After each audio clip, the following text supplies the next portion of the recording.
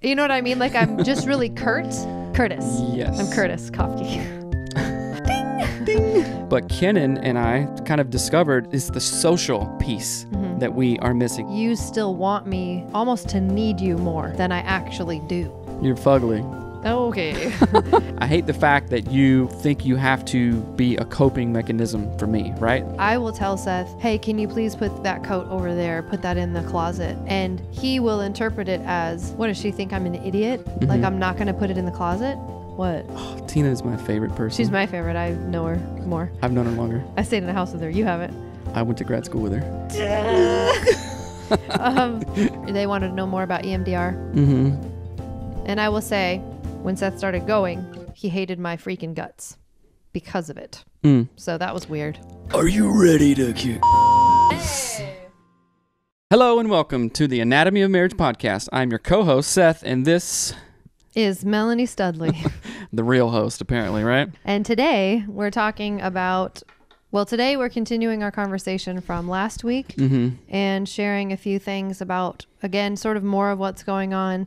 Right. Then we also have vision, like having a goal in your marriage in a specific way, different things. We have lots to talk about, so it's going to be kind of a rando. We have a ton to talk about. But whatevs. First, I would like to read the review of the day, right? And we're going to talk about this review of the day. So this is from Bredica's. It's a 5-star review, by the way. Thanks for that.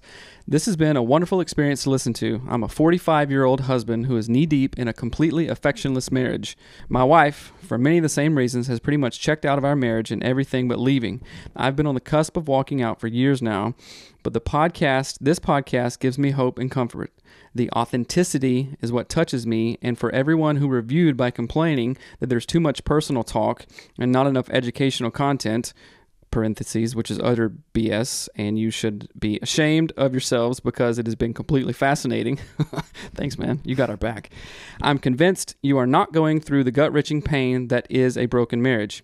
I miss my wife so much, and when I felt the heartbreaking loneliness at night lately, I've been able to listen to this podcast by myself and find comfort.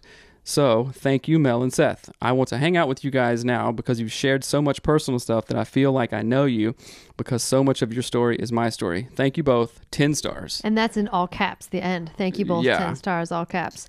Thank you for that review. Yeah. And there's a couple of reasons thank you. For one, reaching out and sharing what you're going through because that sounds so hard and you're not alone. But then also, it is so frustrating to me that people are leaving us reviews where they're like, well, let's read one of the bad ones because there's a really weird one. Okay. It's but not weird. I mean, this one. Yeah. So it says no balance at all. 2 stars. So they gave us 2 stars and they go through this whole. Unfortunately, not a good anatomy of anything. The conversations rarely go beyond a one-sided airing of grievances. And while it can be a good podcast for those who feel alone, other people think like that too, ? There is no understanding or attempts to find an answer here. The few bright spots are when experts or long-term couples are brought on. We're kind of a long-term couple, but whatever. But those can be few and far between. Heartbreaking. I was very much looking forward to what the podcast describes itself as. The production and host are A+, if that helps. So, the production of the show, and we're smashing it, but our show just right. blows. I mean, and unfortunately, we can have 100 good comments and 1 not so good comments. But and hold my on, brain, I wanted to say to that person, have they clearing structure, the Van Ussogram. Right. Free workbook season 1. What else? I try to talk about therapeutic stuff every single time. Therapist. But going back to Bredica's, I'm really glad that you're finding something out of this podcast. I'm sorry that you are going through a really hard time in your marriage. I hope that you can persuade your wife to take a couple of listens, to listen to our story, and we're just rooting for you. To learn from it. Yeah, we're rooting. We're rooting for it. Thank you again for the 5 stars. We're almost up to 600 stars now, which is rad. And we are almost at 750,000. What did I say? 600 stars. 600 reviews. And we are almost to 750,000 downloads. 750,000 downloads. Isn't that crazy? Yeah. In less than 2 years. It's exciting. I'm getting kind of cold. Will you hold my mic? I gotta get a blanket. Oh, gosh. I'm cold. I'm cold. Oh, boy. Now I'm warm. So what were you saying?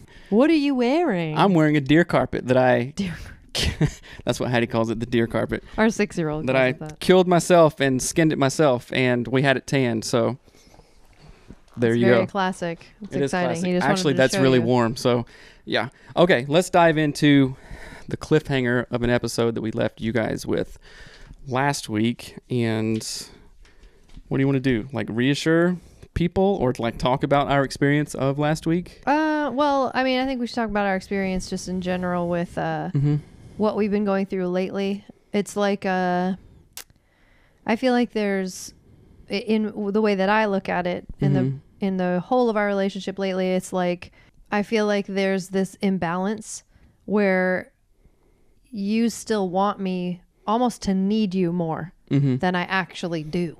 And I haven't articulated this before, so it might feel like it's out of the blue, but that's the sense that I get is I'm trying to articulate to you, I don't actually need you, I choose you. And that is unsettling to you. And then you also are, in a way, I feel like you're trying to manipulate my behavior to be a certain way, and then you'll show me your favor. Well, I think so. In therapy speak, we would call this trying to keep homeostasis, right? Think of it as like, and this is really interesting. I don't know if I've talked about it, what the study of cybernetics and homeostasis and a positive feedback loop and a negative feedback loop. And the idea behind that is like, think of our relationship as a house with an air conditioner, and the air conditioner tries to keep the house at like 68 degrees, right? And if you open a door, the air conditioner kicks in. If you close the door and it gets too hot or too cold, it either it does what it needs to adjust, right? In order to keep things the same homeostasis, right?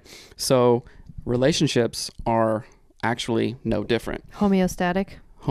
Well, you're going for homeostasis, a homeostatic state, I guess. And when you do something that disrupts homeostasis, whether good or bad, then I will react to that, good or bad, if that makes sense. And I think that after 14 years of marriage, we've gone through a lot, personally, individually, as a couple, of course, as a family. And right now, where we're at, and you really described it good, or it was helpful for me. It was like a couple of months ago, when I was under a lot of stress and stuff, and then started going back to a counselor. It was like I was trying to make sense of things, right? Like homeostasis was really disrupted, right? So I was trying to grab stuff, make sense of stuff, like I was having several paradigm shifts in my thinking, right?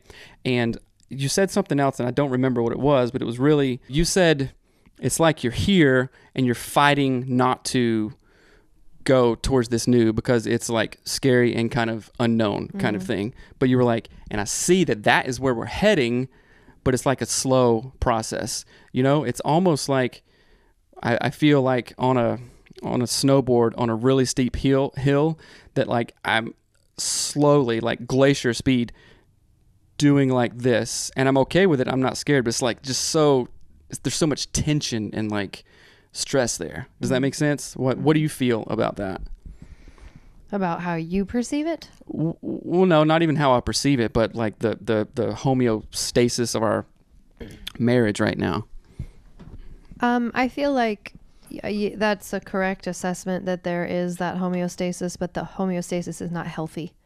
It's not a healthy. It's like having the thermostat too low or too high. And after years, you've overworked the thermostat. Like you're burnt the engine out. And that's how I feel like I no longer accept the sort of like dysfunction of it. And a lot of the dysfunction in our relationship, which I think of, and you can talk about what you think is wrong with me or whatever, but careful when you kick the table. Sorry.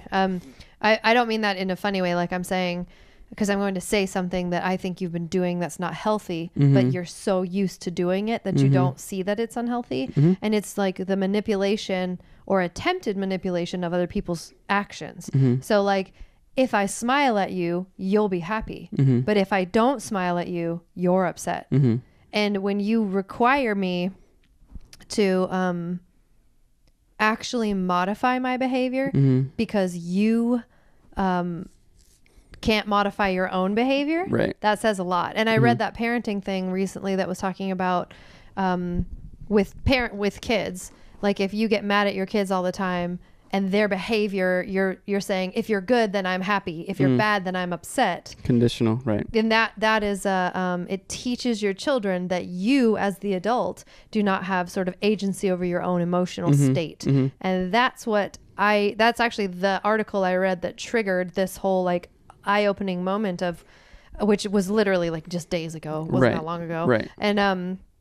And that was really this moment of clarity where like, no, I'm not actually going to let you do that anymore. Right. So not like letting, like we let each other do stuff. Like I'm just going to point it out when it happens. You're not endorsing that. Sure, right. And I honestly want listeners to know that like, this is a process. It's not, again, this whole podcast isn't because like I'm a therapist and we have our S together. If you want to listen to us talk about stuff and hash stuff out, then do. And I guarantee you that you're going to find similarities in it and you can grow from it if you have a growth mindset, right?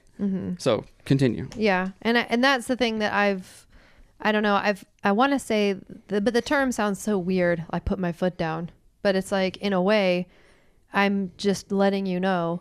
And this is another thing. Sorry, this is going to sound rambly, but last night we were up till midnight, basically arguing. And, what I was trying to communicate, and Seth was having a hard time understanding, was that no matter what happens in our marriage, no matter what happens in our life, I'm not going to be unkind to you. I'm not going to like degrade you as a person, or even when your choices are very confusing to me or different than I would make. Like you live a lot messier than I live, but I'm never mean or ugly to you about it. But you are mean and ugly to me when I don't make you happy constantly. And that's not an exaggeration. Like that's a fact. If I don't constantly think about Seth's keeping him happy, he doesn't have that balance to keep himself happy. He's working on it. You isolate. You just isolate to be happy. You just go away. You hunt. You leave. Right. Which means not in relationship. Right. So I have stated a few things in that, like, one, I will be here for you, kind to you, good to you, no matter what you choose. You literally could choose to leave me and I'll still be nice to you because I'm just not going to, what's the point? Right. Like, and then that morphed into a conversation of like, what is actually important? And I had a conversation with the person about this today. What is actually important in, I don't know, almost in life? We've had some people in our lives pass away recently, and sometimes you can get in an argument and we forget actually what we were arguing about. All right. And I guarantee that no one here knows, or listening knows, what that big argument was a year ago with your spouse or whatever. A year later, right? Because you don't remember that stuff because it may matter intensely in the moment. And I think it is important to like address like feelings and be all feelings are relative. So I'm not saying like, oh, well, if you complain about something, like, well, does it matter? I'm alive, so get over it. It's not like that. It's like what really matters. Like, and that really takes a lot of putting yourself aside, putting whatever aside, ego, pride, feelings, all that stuff. And it's not even putting them aside. It's putting them in perspective. Well, yeah, putting them aside to gain a new perspective. And from my family of origin, that's not what was going on. It was just reactive, say stuff, make up, be fine. Reactive, say stuff, make up, be fine. And there's certain things in your family that are like very different and not helpful too. Like we also had a conversation about that, and it's like addressing each of those from our family of origin stuff, and then deciding, okay, what do we want starting right now? What do we want our next days to look like in relation to one another, to build each other up, to have a secure marriage, to feel the good things that we want to feel in marriage. And then also there's this other kind of therapy called transactional analysis by Eric Byrne was the founder, and it was like in the 50s or 60s. And he wrote a book called I'm okay, you're okay. And it was the whole idea of people feeling like I'm not okay. And that runs into codependent tendencies. I'm not okay if you're not okay, you know, so like different reading people's temperatures, checking in, and that's a whole nother podcast that we can do. But as I had to, coming from alcoholic and drug affected parents, I had to check in emotionally and read people's temperatures. Like, because as a young kid, if I'm 6 and my parents aren't okay, where am I going to eat? Where am I going to sleep, you know? And luckily you don't have drug addicted or alcoholic parents or anything, but that there's real actual reasons from that, right? I went to a university of my family and we're educated in that. We can't get away from that, but having the growth mindset enables you to get away from it. And I think that this time, more than any other time in our marriage, we're trying to get away from that and actually make it different. And it's so dynamic. Like, as the kids grow and like they reflect our bad behaviors and they reflect our good behaviors, and we see that in them, it's just trippy because they are just copies of us. And if you want a real reality check, have a kid, wait till they're like 8 years old and observe what you're yelling at them at. Like, oh, they learned that from me. They got that from you, kind of thing, you know? So that's super trippy. Oh, okay. Another thing that I really wanted to do. So from last week's episode, we had a couple of our team members, Rhea and Kenan, shout out to those guys, actually text us kind of offline and actually check in like, hey man, are you guys okay? That episode was, you know, he had me worried there. And I really, really, from the bottom of my heart, appreciate those two questions from our friends. Kenan reached out to me first, which was amazing. And he was like, hey, is everything okay? I can tell from the last episode, like, stuff is a little weird. And then he said something along the lines of like, you're talking about sort of personal emotional growth, but he said, are you doing any type of spiritual growth? And he even was like, this sounds uber Christian. Sorry, it's so nerdy, you know, kind of like whatever. But he brought up a really good point, because we don't have a faith community. We're not in a church right now, which we had for the first 12 years. Yeah, 12 years, I guess, of our marriage. We were in a church every single week. Right. And doing music, doing everything. There for hours, not just like Sunday morning. We were there for Thursday night rehearsal, Saturday night setup, Sunday morning, you know, we were there a lot, and then it just disappeared. And we haven't found a church home, although we're trying again per Kenan's request. But well, not requests. No, I mean it was a suggestion, I suppose. We didn't see, but he saw. But so, yeah, and I thought that was really interesting. And someone else commented in the Facebook page, and they were saying something about like, I feel really disconnected from my partner. I feel like really kind of like swinging really far. Like, we're either really in love or we hate each other.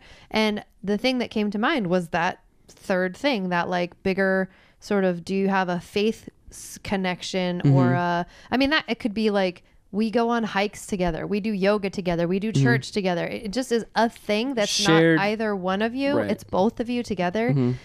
And that can be God. That can be a religion, a spiritual practice or whatever. Well, I would say that I personally have grown spiritually. I think we both have grown spiritually in a sense, even not going to church, which may sound weird at first. But it's also very separate. We're growing with headphones on in separate places. You're at work or you're driving and I'm at home. So we're not actually... It's not a shared... I mean, we talk about stuff still, of course. But Kenan and I, thanks again, Kenan, like kind of discovered it's the social piece that we are missing. Like that certainty, like I'm going to see the same half a dozen people every Sunday. Hey, what's up, man? Go get a random coffee or whatever. Yeah, we don't have and we don't have that. I mean, we have friends that we do stuff with, but it's just different, right? I mean, I have our neighbor, like Pamela. I do stuff with Pamela all the time. But even then, that's, dudes, like for me to hang out, not. I mean, sometimes. Yeah, I mean, it's a community. Like that's more than one person. Right. But that was just really cool that Kenan reached out, and it genuinely was so kind, and Rhea too. Actually, Elizabeth did too. I mean, lots of people did. Right. So thank you all. It touched my heart, AOM honestly. Team. So yeah, thank you. You've touched our organ. Oh, that sounds gross. It's an organ. I know. Really? I did want to ask you though. Someone wrote in and asked more. They wanted to know more about EMDR. And I will say, when Seth started going, he hated my freaking guts. because of it. So that was weird. So EMDR is different from traditional talk therapy. It actually uses, well, sometimes the counselor can do like this, and it's also called tapping, but I have these little hand buzzers that activate each hemisphere of my brain while I'm thinking intensely about a certain incident or what I want something to look like. And it's not attached to your head, is it? No, it's not. I'm just holding the little buzzers in my hands. It's not like in a laboratory or anything like that. And it's so weird. It's almost like a dream kind of hypnotic state. And after this one session was done, which was so deeply moving, I was like a breath of fresh air. Like, that is not me anymore. That person who I identified with that I didn't like or whatever is just literally gone.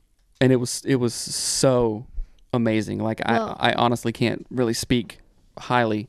At least that one session, and it was kind of a low level, nothing traumatic or anything, but other things are much more difficult. Yeah, I would say that the thing I noticed with him going to EMDR and different conversations we've had about it is that, like you said, it's for changing thought patterns, and bad thinking was the language you used. And literally in our arguments last night, Seth would reveal on accident his bad thinking patterns that I didn't even know he was thinking. And it was along these lines. So this might sound similar to your marriage, but like, I will tell Seth, hey, can you please put that coat over there, put that in the closet? And he will interpret it as, what does she think? I'm an idiot? Like, I'm not going to put it in the closet? Or if I say, hey, can you drive less, like go slower around the corners, because like Thanksgiving, like I had a pie in the back, I just don't want it to move and get messed up. And in his brain, his words to himself are, what does she think? I'm not trying to drive well? Which my brain is so the opposite of that. And I do not internalize, like, if Seth is upset with me, my assumption is he will tell me. But I never in a million years thought if I asked Seth to put his shoes away, he could actually internalize it as, my wife thinks I'm dumb. And the weirdest thing is, like we were just saying, have kids and they'll reveal themselves, like they'll reveal their you in them. And that's exactly what our middle son does. If I say to our middle son, I need you to do your homework and then put it in your backpack, he'll be like, what do you think, I'm stupid?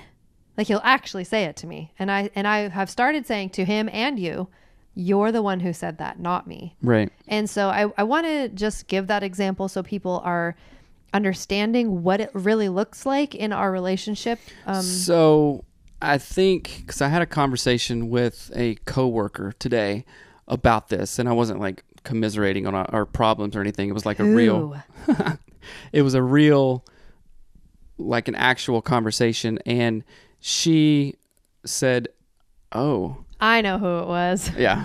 She said, I know, like, I do that too. And people have said, you think that those thoughts too? She thinks those thoughts. She thinks like you, and then her spouse would think exactly the same as I do. Right. So it isn't just, wait, how did she say it to you then? I'm interested. She said that people have told her she's mean, and people have told you that you are mean, right? And then another coworker,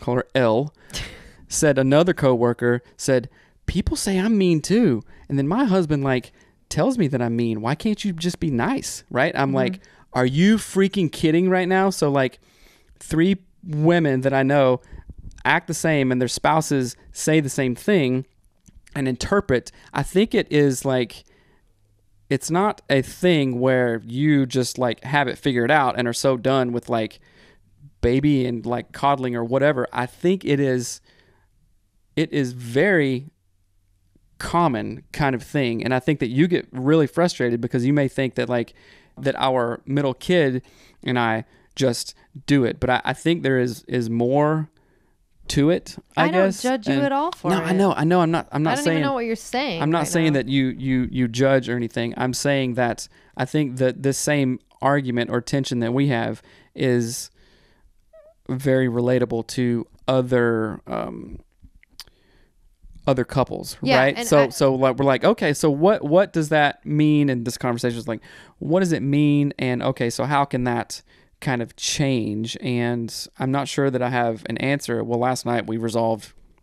I mean, we came to a good place, and it was like, let's put things into perspective. Be nice, be kind, be loving, and let's be relatable. Let's be in relation to one another. And I realize stuff that I say doesn't put us in relation, right? And I think the thing about like, here's the funny thing, and I don't want to start an argument, but when you say, can you drive like this or can you do that? It's not really in nice ways, but I know that you don't think of it that way at all. Just like Elle's husband doesn't think of it as like, oh, this is weird. And sometimes, I mean, we all have stuff to work on, right? But just even talking about it and having a growth mindset around it gets us through things, you know? And that's what I really appreciate about us, I think. And yeah, it's just a really interesting thing. Write us or something if you guys do the same thing, please, because I'm keenly interested in it. First as a husband, second as a human, and third as a marriage and family therapist. How can we shed some light on this and have more conversations around it to grow?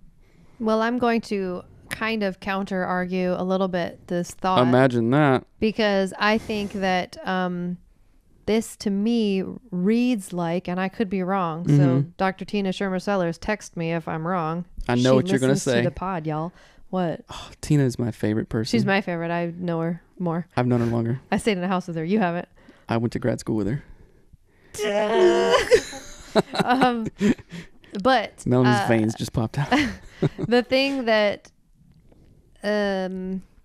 what it makes me think is, like, in that relationship, or in these relationships, in these moments of kind of conflict or whatever it is, someone like Elle is not being mean.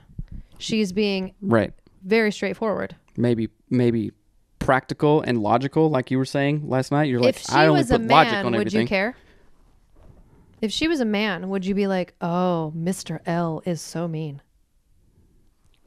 I don't know what I would think. I don't think my thoughts would be different on it, honestly. Let's challenge that. All right. Maybe a little bit. Go for it. Because I think that's what I'm hearing. That's the bigger picture of what I'm hearing. Because what I think of that is two different things. That it is telling Elle to be nicer is, I think that's in its own way, it's damaging. It would be different if Elle was actually being mean. She's being assertive and clear and straightforward. She's not playing any games, right? But then in our situation, you interpret that straightforwardness, and then you are actually in your head having a really negative, bad, ugly thoughts. So it's damaging our relationship, but because of the way you're interpreting it, and then it makes you bitter at me. Right? I'm not saying I don't have any part to play in it, but I think that that's the biggest sort of point of where it is actually bad is the way you're internalizing it. Then you're sort of embodying that anger, and then that anger comes out every so many weeks. You get super mad at me and you say a bunch of ugly stuff. Right. So what I'm trying to get at, which I was trying to get at last night, is there space in our relationship? Is there space in the world, in Elle's relationship, where we can speak our truth, like, move that thing, please. And no one has to get upset. It can just be that. Right. Instead of, I have to manage your emotional state. I have to put on a facade only for you. Right. I mean, and that's the whole like Carla shaped space kind of thing. Like, I abhor the thought of you having to do things that you don't want to do. But if I did things that I didn't want to do, you would be happier. You would be. If I just how about this? Behave differently, right. You would be happier. So that's like sweeping things under the rug, right? That's like, I know that. I'll take drugs to not think about, I don't know, whatever. Pugs. Yeah, pugs are gross. They are. I'm just kidding. I have to do drugs. You just made me think of them. But anyway, no, just like for me personally, if I was going through some stress or whatever, and it's like, I'll just do this to not think about the pain. It's coping, right? So you're not endorsing. I hate the fact that you think you have to be a coping mechanism for me, right? That wakes me up and go, there's okay, no thinking. I'm done with that. There's no me thinking I have to be a coping mechanism. I have to do it. Right. Or right. I face your perpetual disappointment, and then you internalize it like in this cycle. Like, that's what I'm trying to do with our kid. Like, I am trying to show him I can be straight with you, upfront, clear, do this thing, okay? Mm-hmm. And I love you. We're fine. Yes. You do not need to tell me that I think you're dumb. Yeah. Because I'm telling you clearly to put your shoes away. Right. Or saying you haven't put your shoes away, put them away. No, listen, I get it. And we even talked about this last night. Like, I get it. So it's unlearning something that's like so ingrained. You know what I'm saying? Like, yeah, but it's like I get frustrated at myself, all this stuff, right? So unlearning and being willing to unlearn that. However, that doesn't give you, I don't like how it feels when it's like all one-sided towards me, like you're doing like everything right. I certainly don't. I never said that. Right. You said that. I know. See, that's the thing. I think it's important. Like, I never said I was doing everything right. I never said I'm never going to be any nicer to you. You assumed that. Yes. And that's very frustrating. But again, like we said last night, I'm not going to be mad at you. I'm not going to let that frustration turn into something more than other than just like, oh, well, that was annoying, but it's gone now. Yeah. It's like a hair clog in a sink. I think when we first Let me explain my analogy. You see it and it's gross, and then you throw it in the trash. Okay, go ahead. When we first got married, and when this, I think, happened a long time, and then even being in relationship with your younger, with your brother, right? I don't have a younger brother. Sorry, Stuff's real weird. Your not oldest brother. Yes. How do you say that? Jesse. Your middle brother, and then also being in a relationship with your dad. They are like so straightforward and say, I don't know. It is such a mind F for me to go from like my family of origin into a new family of origin where I don't have to read people. They actually say what they are thinking. Yeah. And they're not mad. And it's not, even in like Southern culture, you BS people all the time. Oh, bless your heart. And then you go talk about them, right? So you don't know what to think. And then coming from that and then to this is like, is your dad for real? Is your brother for real? kind of thing. Like, I didn't believe them or trust them. I didn't have any reason to not believe them or trust them. Other than you didn't know people. Yeah, but it's kind of like walking on Mars, and they're like, yeah, you can walk on water here. Or when you jump off a cliff, you don't fall and die. You're like, what? Yeah. I can't do that. You know what I'm saying? Mm-hmm. So it's a really a very long adjustment. And sorry if it's painful, but all right. We're doing it. But the other thing that I wanted to share to kind of wrap this up was something I learned from the Ed Millette podcast just this very day. Oh my goodness. Seth started listening to Ed Millette. I just started today, literally. Can I give a little thing about that? No. His intro on his podcast is hilarious. It's like 2 seconds long. Right. But he's really great. So anyway, don't get on a sidetrack.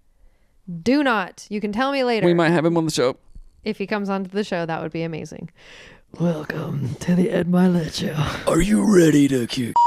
Hey. So on the Ed Millette podcast, he talked about, and he was talking about golfing of all things, which I thought was really funny, but he was using it as a personal growth analogy.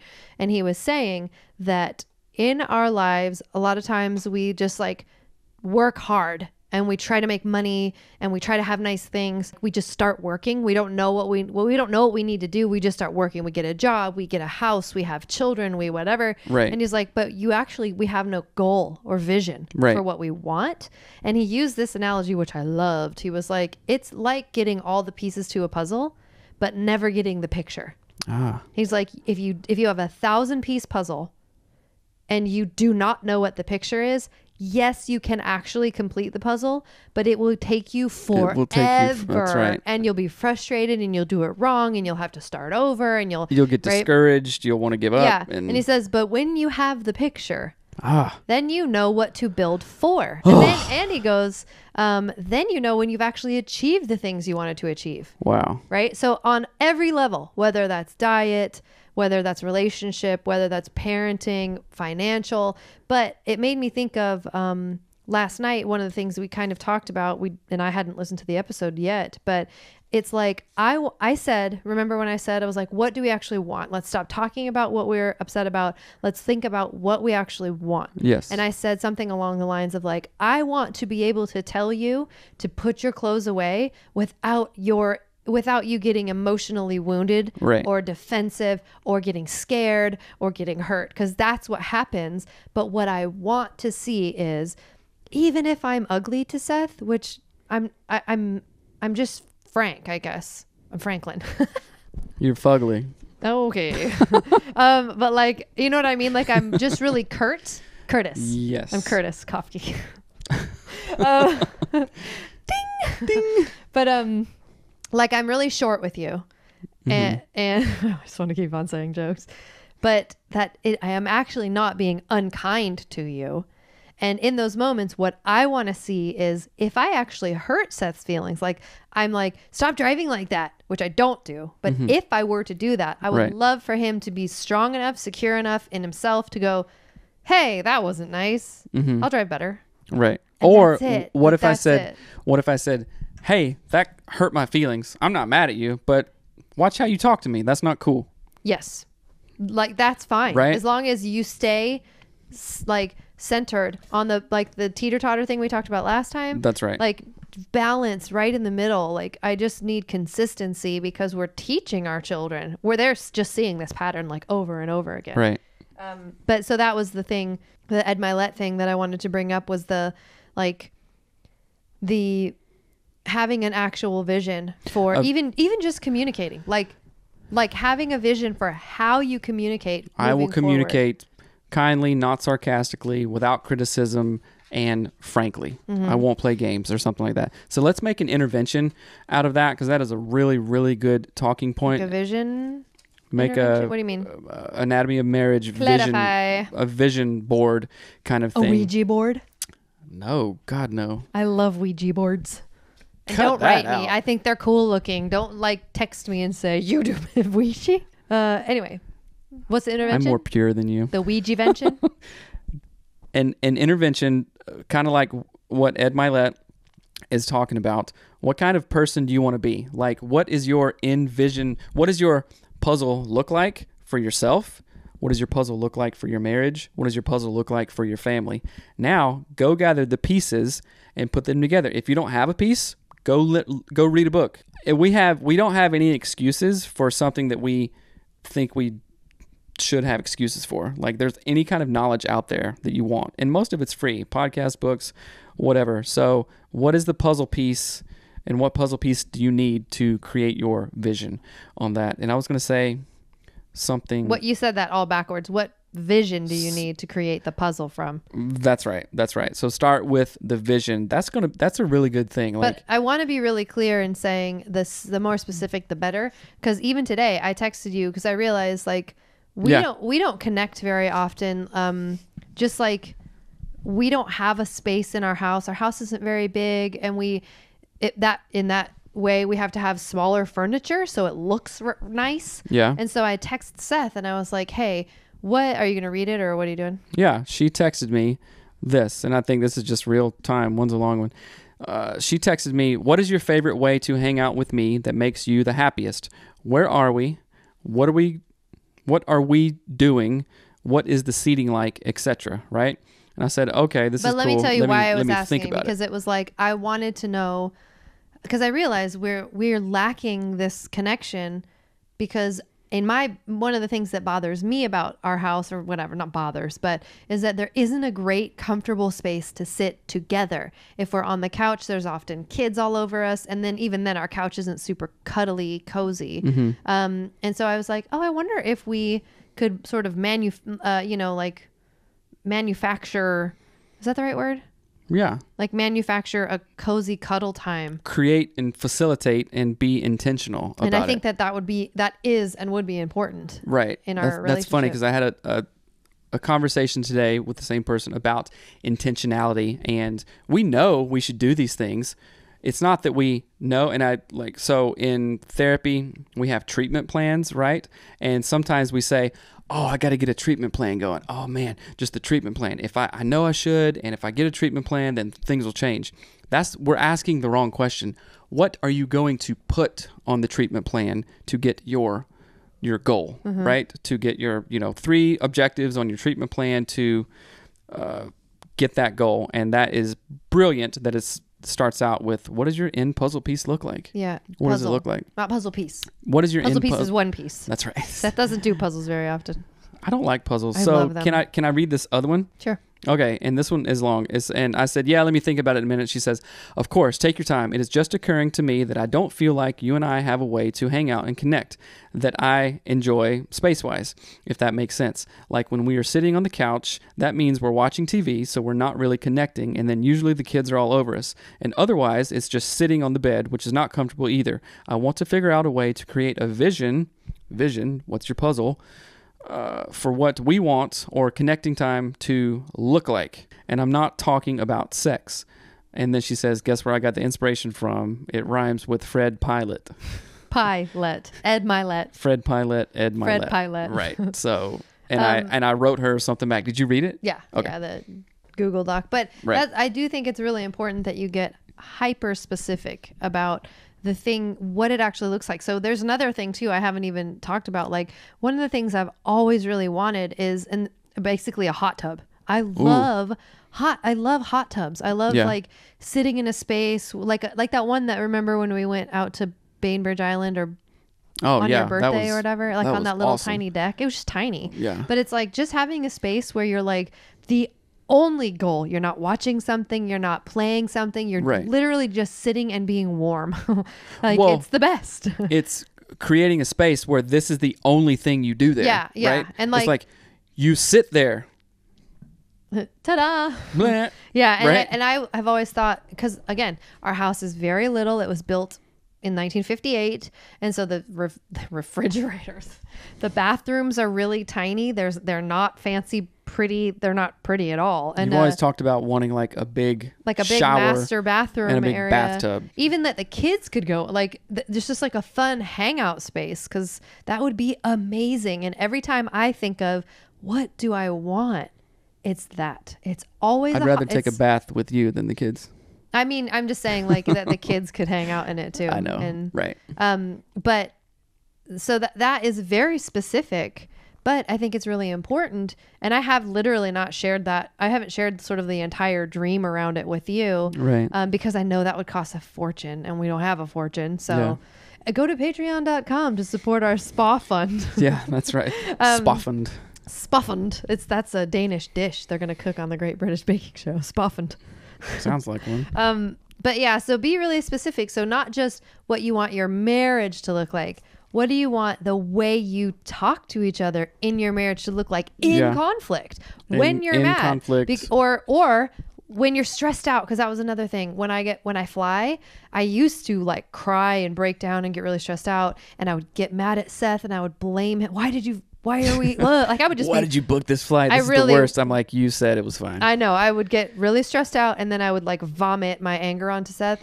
But I realized one day I was like, oh, this actually doesn't do anything but stress everyone out. That's right. And it isn't getting us there faster. It's not taking any of the bad things away. It's only adding to it. So I had this sort of epiphany moment of like, oh, if I can like keep my crap together, I can help this be better. Right. And then same thing too, like when we were arguing last night, I was telling him like, I will not be ugly to you no matter what you say to me. I'm not going to like do some of the stuff that you like. Sometimes you'll be like, oh great, I can't wait for this one. Like you do that kind of stuff when you're really mad at me, and I don't. Sarcasm comes and that's not helpful. Right. Yeah. And so even that, having a vision for, I will not do that to you, even when I'm mad or especially when I'm mad. Or like, like I started doing that with the kids too. Like if we're going to be late to school, which doesn't we almost are, I don't think we've been late once, but, I used to get really mad at the kids and be like, come on, hurry up, you're late. Then that stresses them out and ruins their day. But it's not like making them go any faster. So I realized like, I'm just going to be fine. And it's the same. We just get to school same time, no big deal. Like, and then no one's stressed. So I think it's really important to have very specific visions for each and everything that you want to. Right. I'm thinking of like rules engagement for fighting and also rules of engagement for just We do have the AOM fight map. Really? Yeah, you don't even know what that is. It's on our website. Go there. Yeah. Okay. So I think this has been a great episode. Hopefully it's helpful to you guys. Remember, we're trying to build and create the podcast we wish we had. And I have 2 calls to action. We are going to be in Dallas on February 14th. Well, it might be like 14th or 15th. We're going to be there a few days. Yeah. But we are going to do an event there. And our very first. So excited. Yes. AOM Con. And we are partnering with some other major players in the marriage space, which is awesome. We'll like announce that shortly. And we are also trying to orchestrate an AOM Con Chicago for March 2nd, I believe. So if you guys are in Chicago or the Midwest around, I can't wait to go to Chicago. Chicago, I love it. I've never been there. You've flown there before. I mean, I've flown there, but right. But it's a great city, and it'll be in March. It'll be cold and cozy, and that will be on St. Patrick's Day. No, it won't. That will be a longer event. Again, we're in the planning stages, so 2 AOM events, one in Dallas in February, and then one month after that in March. And if we're really lucky, there might be a AOM Spain meetup. If we're really lucky, in April. That would be in April. Who knows? That would be too much travel. Oh my gosh. February, March, travel. April. That would be February, Dallas, March, Chicago, April, Spain. Right. And then South Carolina probably in, I don't know, June or something like that. Anyway, yes, that's on the thing. If you're around either of those areas, Dallas, Fort Worth, Chicago, Wisconsin area, Ohio, drive 2 hours. Come see us. It'll be awesome. We might get some other Emory friends possibly for the Chicago one. We don't know yet. In fact, they don't know about it. But that might happen. Some live music and stuff like that. If it was up to me, I would get the band Me Without You. My favorite. I think they're in Philly still. But anyway. And also, if this podcast is helpful, if you like it, if you like us, if you want to know us more, please literally go to patreon.com/anatomy of marriage and donate money to us. It really helps us put on events, put out content, do this podcast. Hello. We have other jobs too, 40 hours a week plus, and that really helps us. So patreon.com/anatomy of marriage. Any other calls? Rate and review the show? Is that too many calls? Or what? Just rate and review the show if that's the best way that you can help. Also, it helps people find us. Yeah. If you mildly like the podcast, but you don't like how Seth goes, please don't give us a 2-star review for that. This is a lot of work. Boom, you're calling people out. Yeah. Well, we do this work because we love people, and it's it's like, it would be like, I bake you cookies all the time, and then you'd be like, I don't like your apron. Do you think it's fun arguing the cookies? with your wife on a podcast? No. It's kind of fun. Well, sort of. And we'll be back soon. I don't know what we're going to talk about soon, but we'll be back. Give us some topics. Yeah. All right. Bye. Peace out.